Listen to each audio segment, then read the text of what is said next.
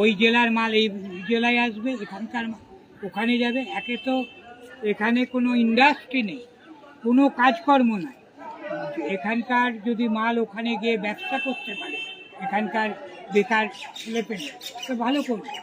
আমরা Murshidabad district railway passenger association থেকে আমরা সরোজ ভাইকে আমরা সমর্থন জানিয়েছি।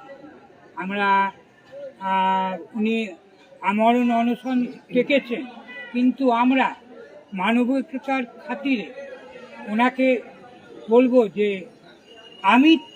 ওনার মৃত্যু আমরা কামনা করি না। ওনার যে দাবি এটা পূরণ হোক, এটা আমরা চাই।